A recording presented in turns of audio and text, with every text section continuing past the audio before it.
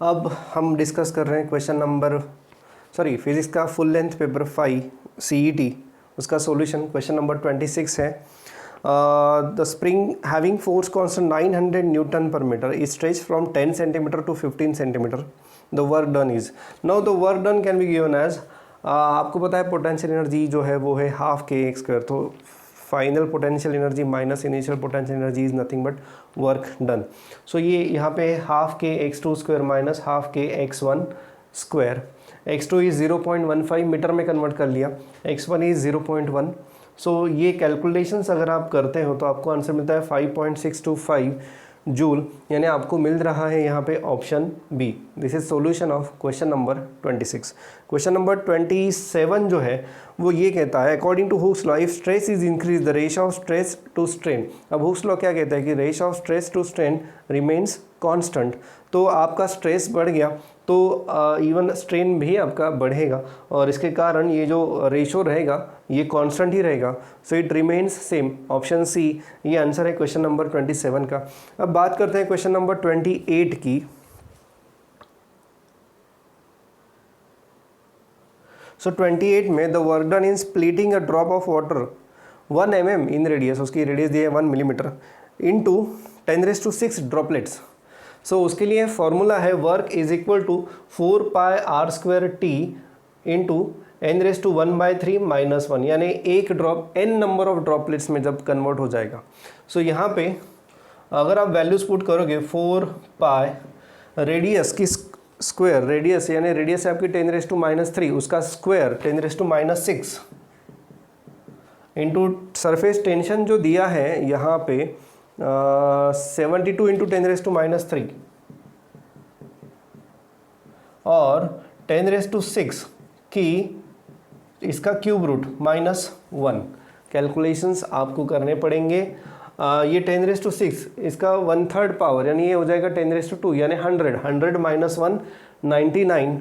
सो ये 4π 10⁻⁻6 72 into 10⁻⁻3 into 99। अगर ये CET में क्वेश्चन आता है तो थोड़े कैलकुलेशन में आप कंफ्यूज हो जाओगे, तो इसलिए you better take it as 100, तो अप्रोक्सीमेटली आपको आंसर मिल जाएगा। और इसका जो आंसर यहाँ पे मिल रहा है क्वेश्चन नंबर 28 का, तो 28 का आंसर यहाँ पे मिल रहा है 8.95, यानी आंसर बी मिल रहा है यहाँ पे। Yes, option is B 8.95 into 10⁻⁻5। Try करो आंसर निकालने की, शायद निकाल लिया होगा आपने। ठीक है, next is question number 29। So 29 है कुछ इस प्रकार से, if temperature increases the surface tension of liquid decreases. Decreases है ऑप्शन बी। हाँ, यहाँ पे कुछ एक्सेप्शंस है, जैसे molten copper and molten cadmium. So ये जो है इनका सरफेस टेंशन बढ़ता है, बट यहाँ पे एक जनरल केस उन्होंने पूछी है, तो in general surface tension decreases as temperature increases. तो ये था क्वेश्चन नंबर 29 का answer. 30 TV signals and FM radio signals are transmitted by space wave propagation. Space wave propagation यानी यहाँ पे ऑप्शन जो है 30 का आंसर है ए।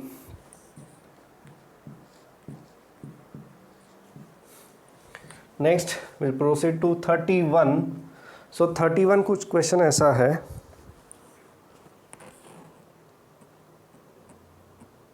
a capacitor of capacity 48 microfarad is charged from 0.1 to 0.5 coulomb.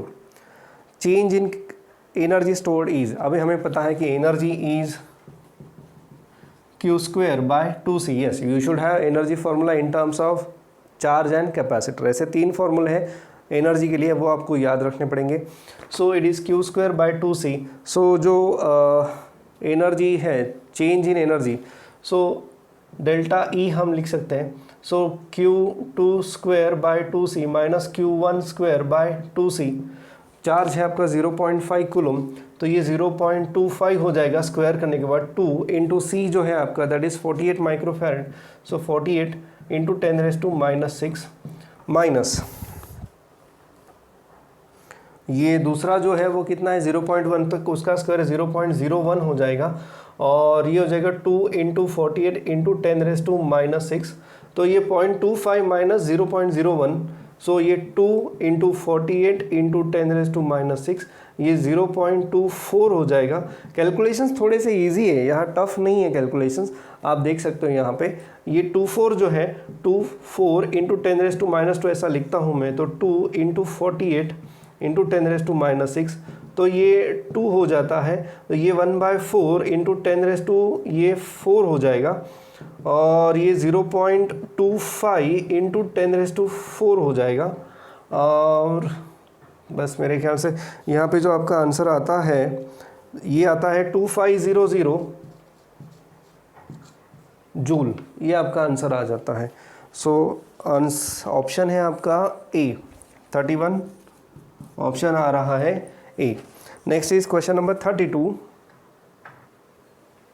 32 है the number of tube of induction from positive charge Q is, ये electrostatic के पहले पेज की स्टेटमेंट है। The number of tube of induction from positive charge Q is equal to Q, तो यहाँ पे answer आपका है बी। JEE में ये थोड़ा सा उल्टा है, JEE में ये Q/ε0 है, बट वो कंसेप्ट स्टेट बोर्ड में अप्लाई करनी नहीं है आपके लिए। Next is question number 33।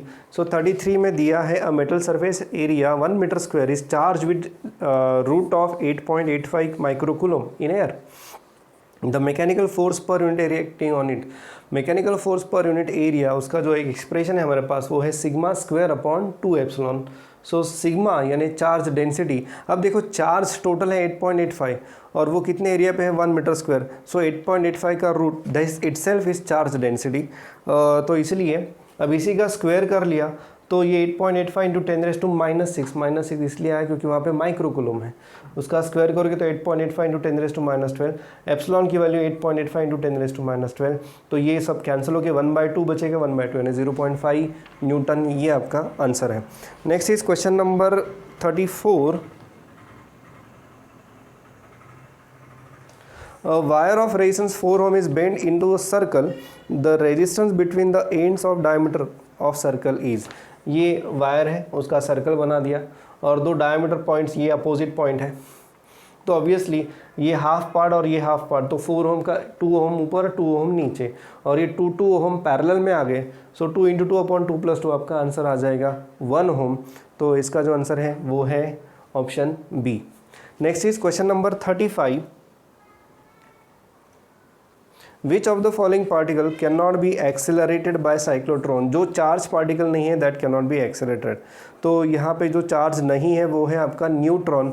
सो 35 का जो आंसर है वो है option C. Next is question number 36। So 36 है a car is moving on circular path of radius 500 metre with the speed of 30 metre per second. ये क्वेश्चन में कुछ लोगों को अभी भी डाउट है, हो सकता है ये कई बार डाउट में आया है, ये क्वेश्चन स्टूडेंट ने पूछे, ऐसे ही सिमिलर टाइप के क्वेश्चन पूछे, इसलिए क्वेश्चन फिर से एक बार मैंने ऐड किया है। So if the speed is increasing at the rate of 2 then resultant acceleration will be increasing at the rate of 2, यानी यहाँ पे टेंजेंशियल एक्सेलरेशन दे दिया है, सो टेंजेंशियल एक्सेलरेशन इज 2 और रेडियल एक्सेलरेशन अभी निकालना है, तो रेडियल एक्सेलरेशन है आपका v²/r, तो v² इज 30, तो ये 900 हो जाएगा अपॉन 500, तो ये आपका आंसर आ जाता है, ये आएगा 1.8, यस ये आ जाएगा आपका 1.8। तो AR एंड AT आपको पता है, अब नेट एक्सेलरेशन कितना रहेगा, A is equal to root of AR² plus AT², तो ये अगर आप वैल्यूज़ यहाँ पे पुट करोगे तो आपको आंसर मिलेगा that is nothing but 2.7 metre per second square. वैसे कैलकुलेशंस की यहाँ पे खास ज़रूरत नहीं, आप ऐसे ही जज करके ये वैल्यूज़ देख के ही बता सकते हैं कि इट इज़ 2.7, तो ऑप्शन मिल रहा है 36 का C. Next is question number 37। So 37 है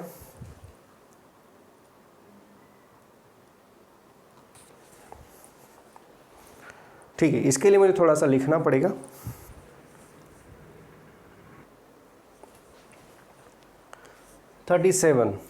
potentiometer wire has a length 4 metre and resistance of 10 ohm, resistance दे दिया है।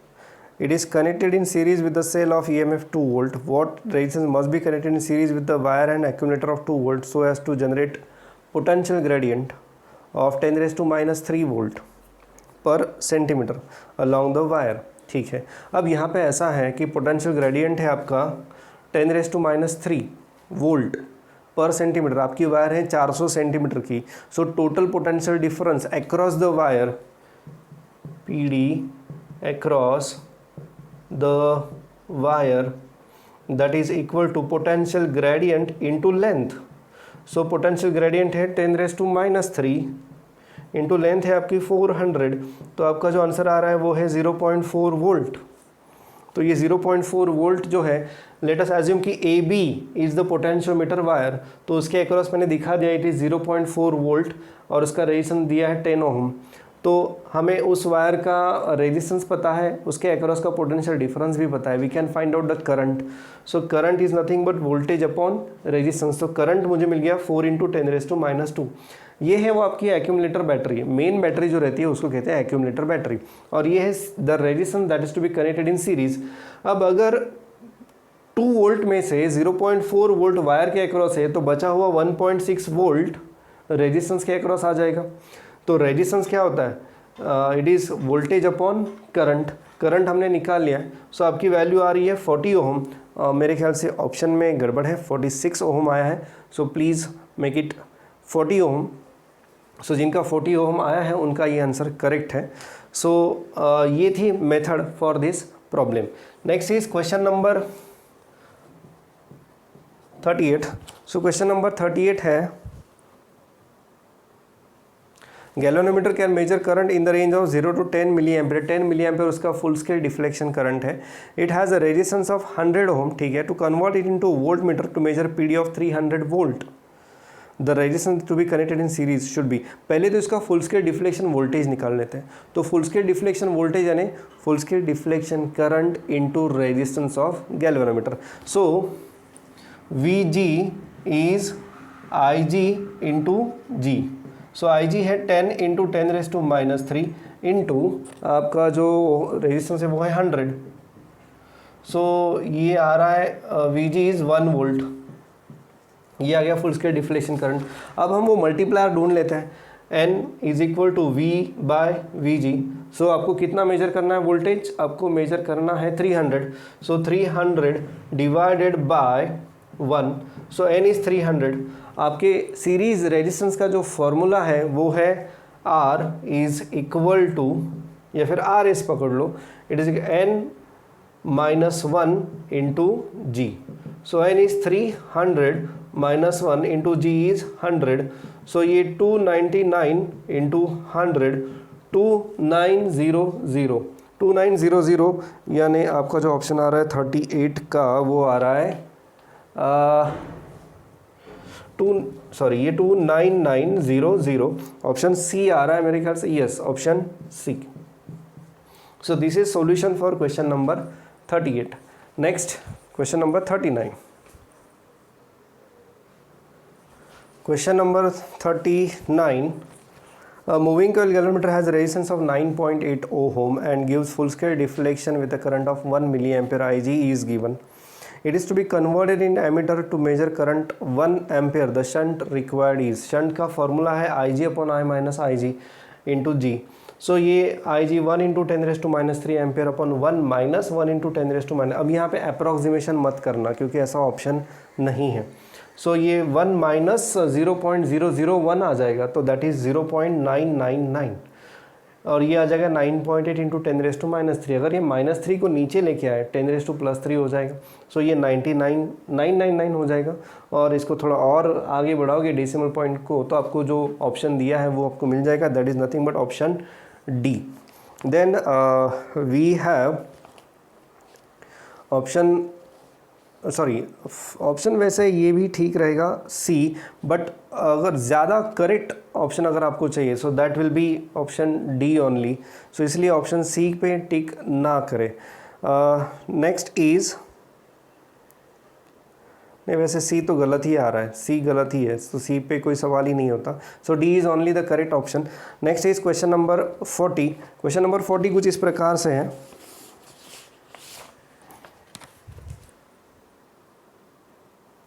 एक इंडक्टेंस दिया है 200/π मिली हेनरी का, और कैपेसिटेंस दिया है 10⁻³ अपॉन पाई का।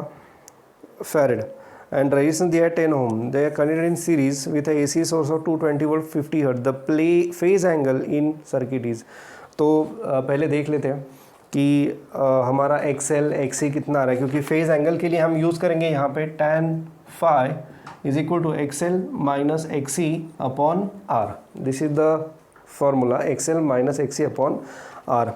So XL is omega L, so 2 pi L, so 2 pi और L की जो वैल्यू दी है that is 200 by pi into 10⁻⁻3. So ये पाई पाई कैंसिल हो जाएगा, ये 400 हो जाएगा, दिस विल बी 400 और इंटू n ओमेगा n, यहाँ पे n भी रहेगा तो फ्रीक्वेंसी इज 50. तो जो आपका XL आ रहा है, XL is 20, XL the value is 20 ohm. Similarly, XC is 1 upon omega C, so 1 upon 2 pi n C, 1 upon 2 pi C की वैल्यू थी 10⁻⁻3, so 2 pi 50 और ये 10⁻⁻3 upon pi, so ये 100, ये 0.1 हो जाएगा, ये 10 आ जाएगा आपका answer. XC is 10 ohm. So ये वैल्यूज़ अगर यहाँ पुट करें, so tan phi is 20 minus 10 upon 10, so ये आ रहा है 1. So phi is pi by 4, तो phi इज पाई बाय 4 यानी आपका ऑप्शन आ रहा है बी. क्वेश्चन इजी था, थोड़ा सा लेंदी है, अगर फास्ट करोगे तो ये जल्दी हो जाएगा. Next is question number 41.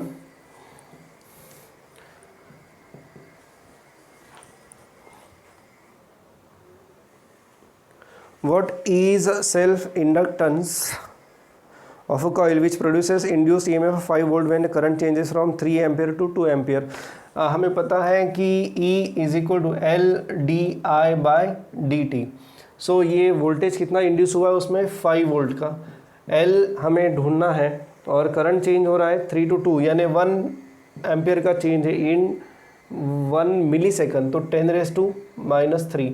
So L is equal to 5 into 10⁻⁻3. So ये 5 मिली हेनरी आ रहा है, यानी आपका ऑप्शन है बी. सो 41 का आंसर है yes, it is B. Next is 42. A straight conductor of length 4 meter moves at a speed of 10 meter per second when the conductor makes angle of 30 degree with direction of field of induction 0.1 Weber per meter square. In that case the induced EMF is, induced EMF हमें निकालना है. EMF का formula है 42 के लिए E is equal to B L V sine theta. तो आपका जो B दिया है दैट इज 0.1. आपकी जो लेंथ दी है कंडक्टर की 4 है, आपकी वेलोसिटी दी है 10 इंटू साइन थीटा, साइन 31/2, तो ये 1 हो जाएगा. तो ये मेरे ख्याल से 2 वोल्ट ऐसा आंसर आना चाहिए. ऑप्शन डी आ रहा है 42, ऑप्शन डी यस. तो 42 का भी आंसर आ गया आपका डी. ये फार्मूला पता होना चाहिए B L V sine theta, क्योंकि मेरे ख्याल से टेक्स्ट बुक में नहीं है, तो आप इसे याद रख लो अगर ऐसा एंगल वाला कोई क्वेश्चन आ गया तो. अदरवाइज बी एल वी ये फार्मूला हमारे टेक्स्ट बुक में है. Next is 43. क्वेश्चन नंबर 43 कुछ इस प्रकार से, light travels into media with speed 1.8 into 10⁻⁸ ये है और दूसरा है 2.4 इंटू 10⁻⁸. तो पहला डेंसर है और दूसरा रेयरर है. The critical angle between them is, अब क्रिटिकल एंगल का फॉर्मूला हमें पता है ऐसे साइन इनवर्स ऑफ 1/μ. ये जो म्यू रहता है यहाँ पे, it is a refractive index of denser with respect to rarer. So velocity of light in rarer medium to velocity of light in denser medium, ये हो जाएगा ये म्यू, और इसकी वजह से ये हो जाएगा 1.8 upon 2.4 and ultimately sine inverse of 3/4. Option है A. Next is question number 44. A telescope has objective of diameter 20 centimeter if the wavelength of light is 5500 angstrom. The resolving power of telescope approximately. resolving power के लिए आपके पास एक formula है R P is equal to A is aperture या फिर opening या फिर diameter of that lens upon 1.22 lambda. Calculations कर दो, वैल्यूज पुट करो, आपको आंसर मिलेगा 3 × 10⁵, 3 × 10⁵, यानी आपका ऑप्शन जो है that is equal to B आ जाएगा। Next is question number 45। The masses of two particles having same kinetic energy, अब काइनेटिक एनर्जी इन दोनों की सेम है, are in the ratio 1:2। Masses का रेशो दिया है, सो m1/m2 इज 1:2, ये दिया है। Next there de Broglie wavelength are in the ratio. अब यहाँ पे हमें ये पता है कि kinetic energy is p² upon 2m। So D Broglie wavelength, λ1/λ2 इसका रेशो पूछा है। सो हमें पता है, बेसिकली मैं यहाँ पे लिख लेता हूँ कि de Broglie wavelength is h upon p। So lambda is inversely proportional to p। So therefore λ1/λ2 will be p2/p1, it is nothing but p2/p1। और according to this equation p की जगह पे मैं यहाँ पे लिख सकता हूँ twice me, where e stands for kinetic energy. So λ1/λ2 is root of twice m2e divided by twice m1e। 2e दोनों में कैंसिल हो जाएगा, it is root of m2/m1, और m2/m1 ये आ जाएगा आपका रूट ऑफ 2/1। आंसर आ रहा है क्वेश्चन नंबर 45 का, ऑप्शन है रूट ऑफ 2/1, सी आ रहा है आंसर इसका। नेक्स्ट इज क्वेश्चन नंबर 46, 45 का सी है। 46 the work function for aluminium is 4.2 electron volt, the cut off wavelength for the photo electric effect is. ठीक है, सो यहाँ पर भी थोड़ा सा कैलकुलेशंस का प्रॉब्लम आपको आ सकता है, तो कोई चारा नहीं, बट थोड़ा सा आपको करना पड़ेगा यहाँ पे। So hc/λ the work function is given to be 4.2 into 1.6 into 10⁻⁻19 to convert it into joules. Electron volt में दिया है, हमने जूल में कन्वर्ट कर लिया, और हमें चाहिए अभी wavelength. So lambda is equal to 4.2 into 1.6 into 10⁻⁻19। यहाँ पे एच सी आ जाएगा, तो एच इज़ 6.63 इंटू 10⁻34, और ये 3 इंटू 10⁸। कैलकुलेशंस कर लो, आपको 46 का जो आंसर है वो मिल जाएगा 2959। ऑप्शन आपको मिल रहा है ए, 2959, यस 2959 ये आंसर मिल रहा है, विच इज़ क्लोज टू 2955। तो आप ऑप्शन ए को सिलेक्ट कर सकते हो। Next is question number 47।